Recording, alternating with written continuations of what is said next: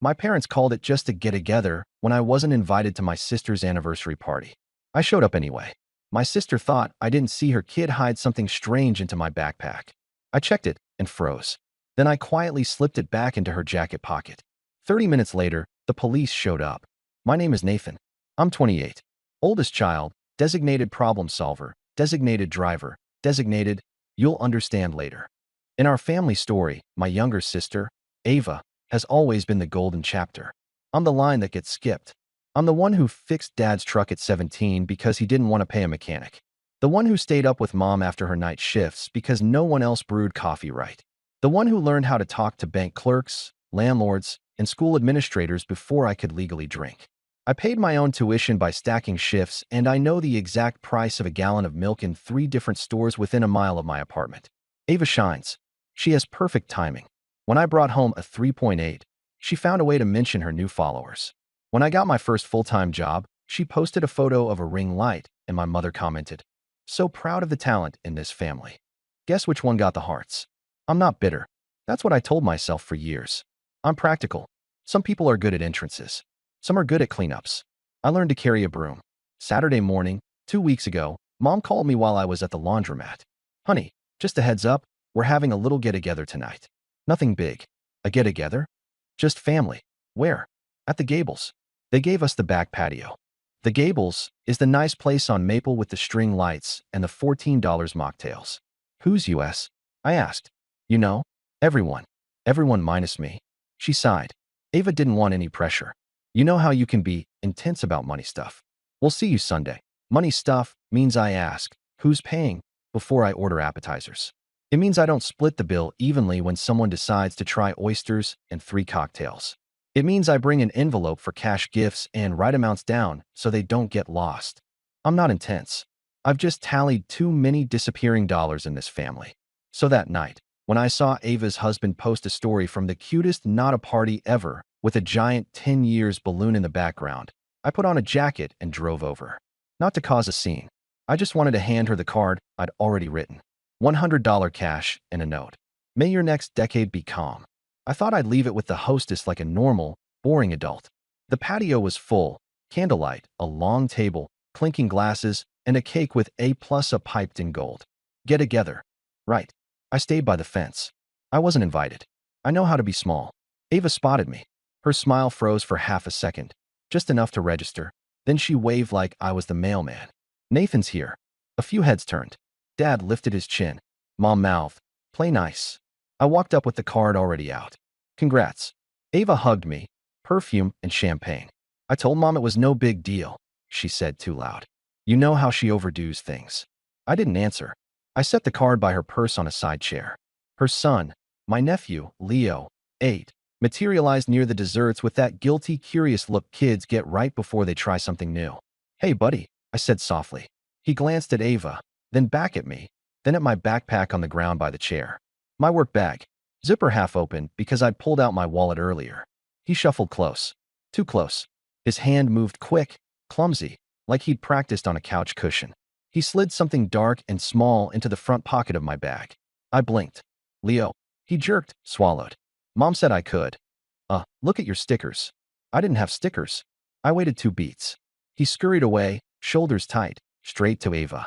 She didn't look at him. She didn't need to. She lifted her champagne, laughing at something her husband said, and touched the pocket of her jacket, like checking for keys. My throat went dry. I crouched, unzipped the pocket he'd used, and my fingers hit something wrapped in tissue. I peeled it back just enough to see the edge of a velvet travel jewelry pouch and a flash of diamonds, clustered, heavy, with a tag tucked inside that said something like insured, return to. I froze. Ava's new anniversary necklace.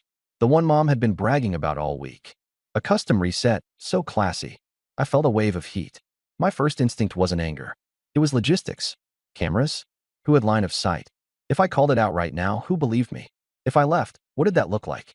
My heart was doing double time, but my hands were calm. I slid the pouch out, covered it with my palm, and in one smooth move, tucked it into the inside pocket of Ava's white blazer hanging off the chair arm. Then I zipped my backpack. I picked it up. I smiled at Leo when he peeked around the dessert table. I didn't say anything. 30 minutes later, 2 officers walked in through the patio gate.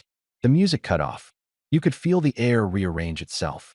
If you're reading this thinking, that's a stretch. Who frames their own brother at their anniversary dinner? I need you to know this wasn't step 1. This was step 47. I learned early that my role in our house was to make things disappear. Bills, messes, awkwardness. At 15, I negotiated my parents' cable bundle down $40 a month by threatening to cancel. Mom called it charm. At 17, I refied Dad's truck loan after I read his mail by accident and saw a 19.9% interest rate. He called it nosy. At 19, I paid Ava's $312 parking boot because she had no cash and was 5 minutes from a total meltdown. She called me a hero in front of her friends and so dramatic behind my back when I asked for it back 2 weeks later. It was always small. $60 here, $140 there. Can you put it on your card? Mine is maxed. Payday is Friday. I kept a note on my phone labeled IOUs. It had names, dates, amounts. It also had a lot of question marks where I stopped believing my own system. Ava and I weren't close growing up. She did cheer. I did part-time shifts in community college. Dad loved that she brought energy into a room. Mom loved that she looked like Mom. I looked like my grandfather, quiet and square-shouldered, and I bring spreadsheets. When Ava got married, I was the only sibling in the unofficial bank. Bridal shower? I covered the extra chairs. The DJ forgot the deposit. I Venmo'd $250 under the table because we can't have silence. A week after the wedding, Mom returned a cake stand and forgot the security deposit was on my card. It was only $75. You're always so particular, she said when I asked. A year later, Ava and her husband, Aaron, bought a townhouse. It's a stretch, she admitted, but they approved us. Always they. You know what rent is like. I did. I also knew what a teaser rate looked like. Their mortgage ballooned exactly when inflation did. Groceries doubled. Gas shot up. They're no big deal, cards became big deals. Aaron is a competent guy with expensive taste in gear and a high tolerance for buy now, later Nathan. I watched the math, and the math didn't blink. It just kept adding lines. The summer before the anniversary, I started hearing more about surprises and wishes. Ava winked on calls with Mom. He has no idea. It's going to be so special. I didn't ask what special meant. I just took the bait they dangled. We'd love if you could handle the cash box at the party. You're good at that. Me, there's a party? Mom, not a party, honey. A get-together. Low-key. No pressure. 2 weeks before, Dad called me from the porch. I could hear the creak of the swing. Nate, you know your sister. She wants things nice. Nice costs money. A pause. Well, your cousin sent $50 toward the group gift. We thought maybe you could fill the gap. Just for the necklace. We'll settle up later. How much is the gap? Not much. How much? A few hundred. How many fews? Don't be difficult, he snapped, slipping into the voice that ends conversations. It's not about money. In our family, it's not about money means it's exactly about money and they want you to stop noticing.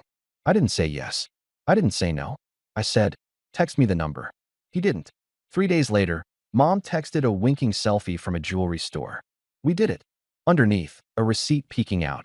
$3,899 before tax. I zoomed in. Paid by card. Last 4 digits weren't hers. They were familiar. Mine. I stared at it long enough for my coffee to go cold. I checked my email. A fraud alert had landed 30 minutes earlier. Was this you? I clicked a no. The bank froze the card and reversed the charge. 10 minutes after that, Mom called. Why is your card being weird? Because someone used it without permission. Don't be dramatic, she said. It's for family. It's theft. Watch your tone. They unfroze it by trying Ava's card. The purchase went through with a payment plan. I only know because Dad complained to me later. They gouge you with these installments. Don't do installments, I said. Well, we wouldn't have if someone hadn't made a big deal about. Click. After that, Ava stopped answering my texts. Fine. Then came the invitation that wasn't. The get-together I was excluded from because I asked questions like, who's paying? And did you budget for the tip? Meanwhile, Mom kept hinting, you'll get your moment with her Sunday. Bring your checkbook. Kidding. Unless. So when I showed up at the Gables, I wasn't walking into a surprise. I was walking into a pattern you could see from space. The second I saw Leo's hand slip into my backpack, the math did itself. If the necklace vanished and the difficult brother had been there uninvited with a bag, easy story, clean lines. And here's the part that still makes my stomach flip. The person I loved most in this equation was the kid. Leo's a good kid. He likes Lego sets and counting the coins in my glove box. He also wants to make his mom happy. If you want to make a child do something wrong, you don't call it wrong. You call it helping. I didn't know who called the police. The manager? The anonymous tip Mom would pretend not to know about later? Doesn't matter. Two officers entered, and the table shifted from party to scene. Evening, the taller one said. We received a call about a missing item. Ava pressed a napkin to her mouth, like she was steadying herself. My necklace, she said, voice trembling in that careful, practiced way. It was on this chair. My brother, he came by, and I don't know, he's been under a lot of stress. Nathan, I said, keeping my voice even. My name is Nathan. The officer's eyes moved from Ava to me, then to my backpack on my shoulder. Sir, mind if we ask a few questions? Of course. I placed the bag on the table and stepped back. Do you want to look inside first or talk first? Calm. Calm buys you space. Panic gives other people a script. Ava dabbed her eyes. We don't want to make this a thing. It's family. Aaron stood, gestures big. It's probably a misunderstanding, he said to the cops, then to me. Right, man? I looked at Leo.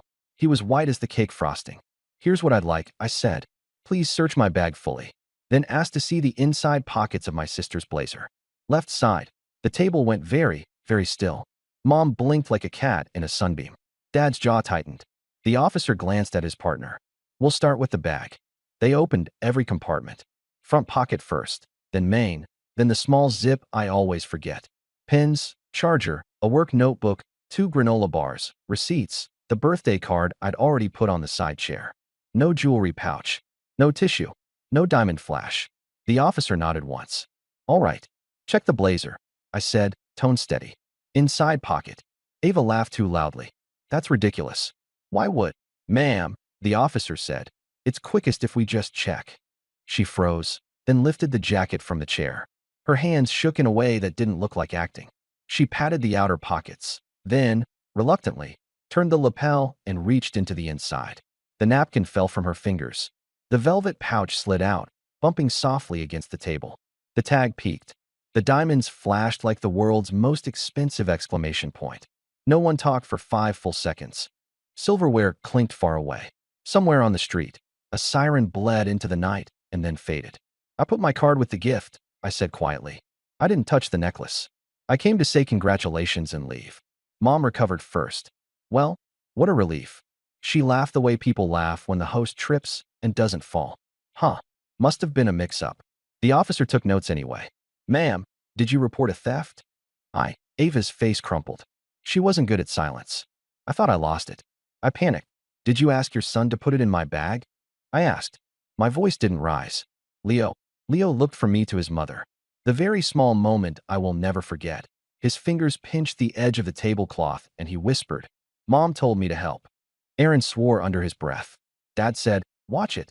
Mom hissed, don't make this bigger than it is. The taller officer cleared his throat. We're satisfied the item is accounted for. We'll file a note that there was no theft. However, I want to be clear for everyone here. Involving a child and hiding an item is serious. You all might want to talk. They left. The patio air snapped right back into clinking and whispers, but none of the noise belonged to us. We were a spill nobody wanted to mop. Ava's cheeks were blotchy. She tried to smile, failed, and went for indignation instead. You made me look insane, she said, turning on me. Showing up uninvited, making a scene. I didn't make a scene, I said. I prevented one. Aaron rubbed his forehead. Ava, what was the plan here? She looked past him at me like I was being rude for existing. You weren't invited because you always ruin things with your spreadsheets. I didn't want you counting envelopes next to my cake. She glanced at Mom, then lowered her voice. We just needed the gift money tonight, and you're always so tight-fisted, Nathan. I knew you'd bring cash. I thought if the necklace got misplaced, we could. I don't know. She shook her head like the words she needed wouldn't arrive. Forget it. The police arrived, I said. We're past forget it. Mom found her footing. Sweetheart, you know your sister's been under stress. The mortgage. There it is, I said. What? The part where it isn't about money, and then it very much is. I set both hands flat on the table. I could feel my pulse in my palms. You bought a $3,899 necklace you couldn't afford on installments, and you were going to cushion it with cash, and if that didn't cover it, you'd use a mess to pressure me. Dad stood. Watch your tone. I am, I said. I'm watching it very carefully, because this is the last time I use it here without boundaries. Ava crossed her arms. So what? You want an apology? No, I looked at Leo. He looked at me like he'd just swallowed ice. I want you to know I'm done playing this role. Mom scoffed. Which role? The one where I pay for everyone's mistakes and then get told I'm dramatic for noticing. The one where I get excluded from a get-together and then invited to provide additional funding. The one where a child is sent to put a necklace in my bag. Nathan, Dad warned. Family sticks together. This isn't about revenge, I said, and my voice surprised me by how even it was. This is about closure. I left my card on the table with the $100 inside and walked to the parking lot. No dramatic door slam. No speech. The night air smelled like rosemary from the landscaping. I drove home with my phone buzzing on the passenger seat. Mom, then Dad, then unknown, then Aaron. I didn't answer. I turned the phone face down and watched the red lights ahead of me bloom and shrink. By the time I climbed my stairs, there were 19 missed calls and 22 new texts. Mom led with guilt. You embarrassed your sister on her night. Then anger. How dare you accuse me of theft? Then logistics. Can you come fix the bank app tomorrow? It won't connect. Then a photo of Leo asleep in the car, a last-ditch mercy play. I put the phone in a drawer and made pasta. The next morning, there were more. A group chat I hadn't muted, yet lit up with relatives. Aunt Carla. What happened last night? Mom. Nothing. Nathan overreacted. All good. Aunt Carla. Privately, 3 minutes later, tell me your side. Also, I saw them go outside with the cops. You okay? I typed and deleted. Wrote, I'm fine. Taking a break from family events. Sent it. Simple.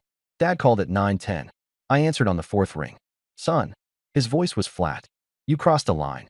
I found the necklace in Ava's jacket pocket. Your sister is under financial strain. So am I. That's not the same. No, I said. It's not. I'm selective about who bears it. Silence. Then, your mother is upset. I'm sure.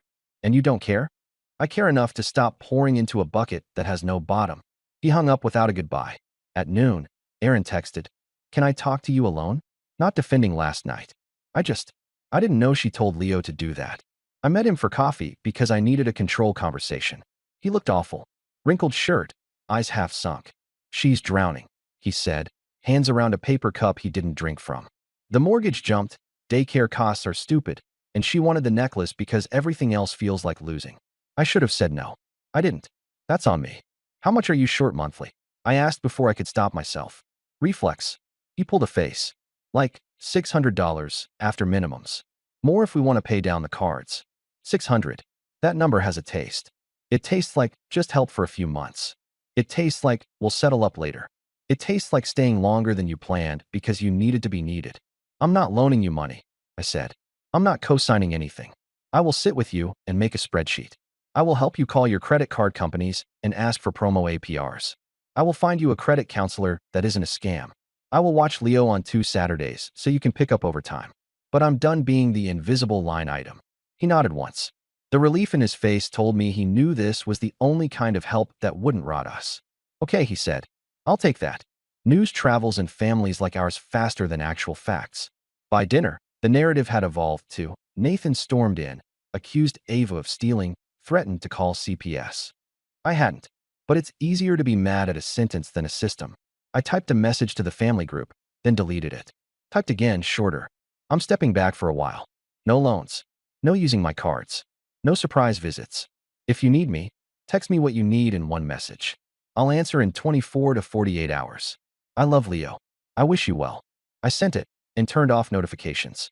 10 minutes later, Mom called 6 times in a row. The 7th rang as restricted. I didn't answer. The next week was loud and quiet at the same time. Loud. My phone lighting up with accusations and deals and clarifications. Quiet. My apartment finally sounding like a place I live instead of a place I recover in. I bought a new kettle because mine squealed. I fixed the loose cabinet hinge I'd been ignoring. I slept without my stomach doing math at 2 a.m. On Wednesday, a screenshot from a cousin, Ava's Facebook status, a long post about devastating betrayal, and people who hold money over love. The comments were exactly what you'd expect. Stay strong, girl. Family can be the worst. One person wrote, but why police? And the thread died for 5 hours. Thursday, Mom tried nostalgia. She sent an old photo of me holding baby Ava. You've always protected her, she wrote. Don't stop now. I stared at the pixelated version of my teenage arms and felt a rush of tenderness for that kid. He didn't know what protection would cost. I replied, I will not protect her from consequences at the expense of my sanity. Friday evening, I got a text from a number I didn't have saved. Leo, Mom said I did a bad thing. Are you mad at me? My chest hurt in a very specific way. Me, I'm not mad at you. You were trying to help your mom.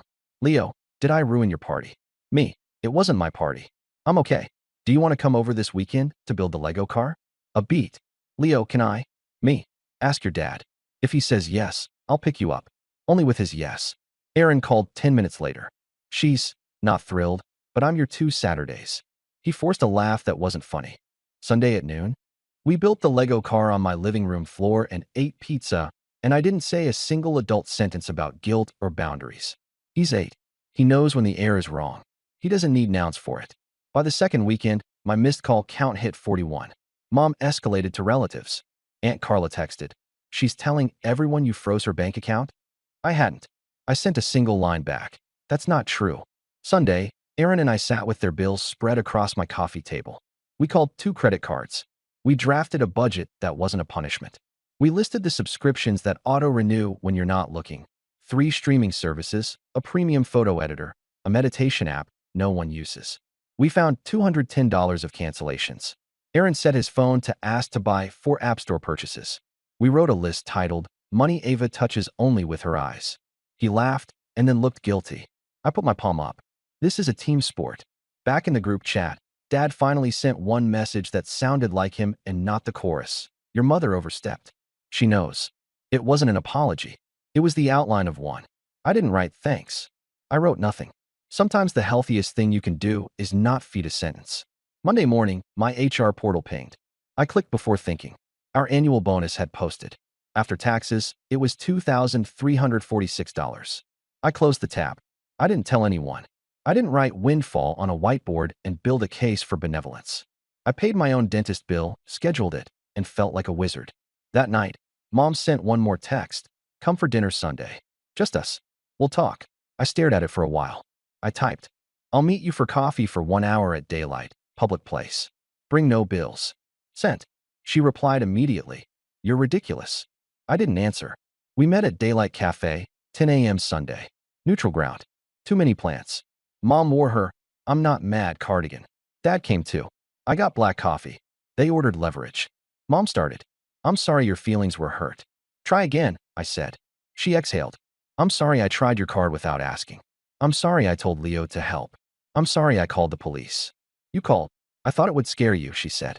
Into paying. Into caring. Dad cleared his throat. We don't expect you to fix everything. You do, I said. Here's what changes. I slid a single page across. Not a contract, just lines. No loans. Gifts will be small and named gift. No access to my cards. No, just once. No ambushes. Ask in one text, in advance. Kid is off limits. If he's used again, I call it in. Separate checks. You order it, you pay. My presence isn't currency. Mom bristled. A list. Yes. I've followed yours for a decade, and it was invisible. She went quiet. Dad read it like a manual he needed years ago. One small nod. And what do we get? Mom asked. A son who shows up without resentment. An uncle who plays Lego without doing ledger math. A future where I don't disappear. Her eyes filled. You would do that? I almost did. She folded the page and tucked it into her purse. No promises. Just keeping it. We finished our coffee. No hugs, no vows. 3 separate totals. The quiet of people understanding a boundary is a door. Use it or leave it. Don't lean on it. At the exit, my phone buzzed. Aaron's photo of Leo grinning with a Lego car. We did the wheels. I laughed instead of crying. In the lot, Mom called, Nathan? I turned. I won't ask you for money. Good. I will ask you to dinner next month. Low key. Text me. I'll let you know.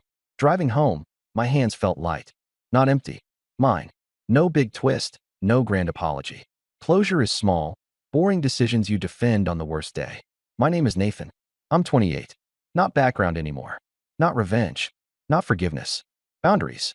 If anyone says, it's not about money, I'll smile, ask for separate checks, and pay exactly my bill.